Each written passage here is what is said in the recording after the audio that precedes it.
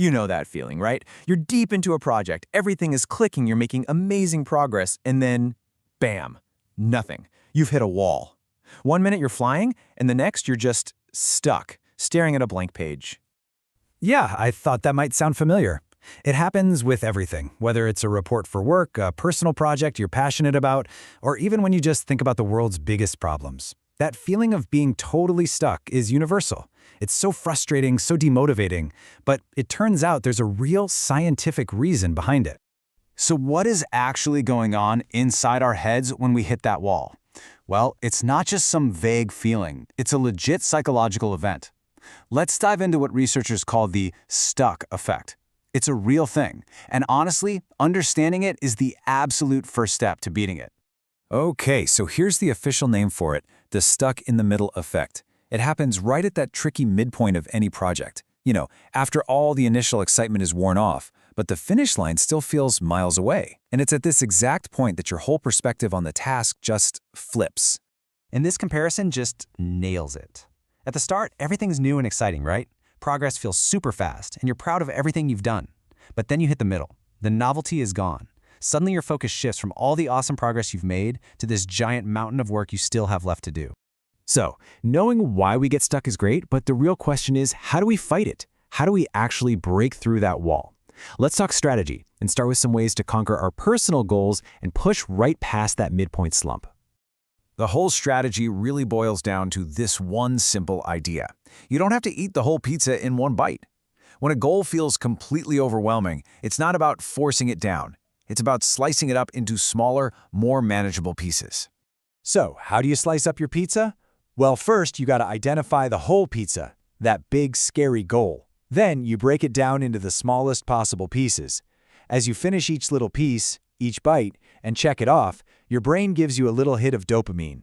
It's like a chemical reward that builds momentum and basically tricks your brain into wanting that next piece.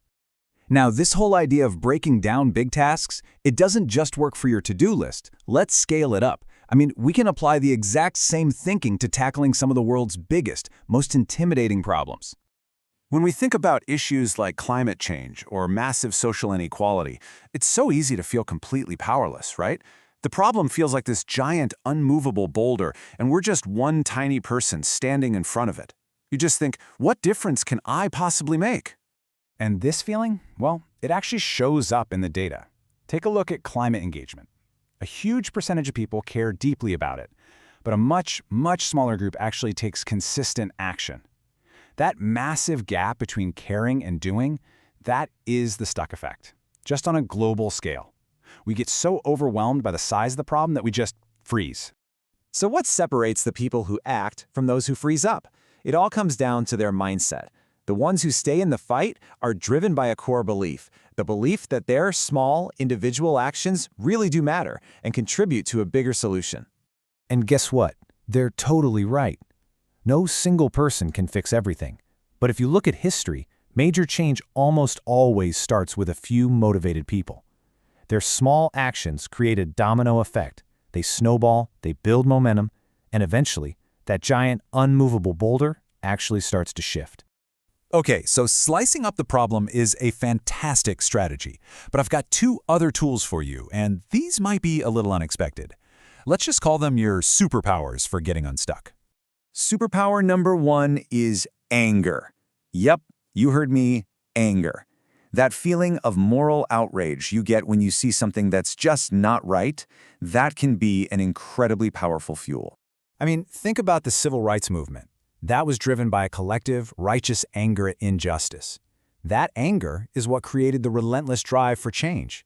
The key, though, is to channel that energy. Don't be angry that you're stuck. Be angry about the problem itself, and use that fire to push forward. And your second superpower is collaboration. Feeling stuck is a really isolating experience. And you know what the fastest way to break out of that feeling is? To realize you are absolutely not in this alone. Because when you find your people, a community that cares about the same things you do, your motivation just skyrockets. Seriously, just seeing other people taking action can give you the boost you need.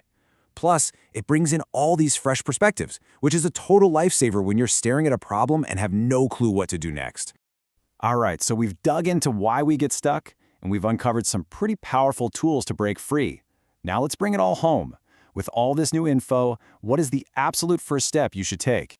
Well, the very first step is actually just a shift in your mindset. You have to celebrate the small wins. Every single tiny bit of progress deserves a little mental high five.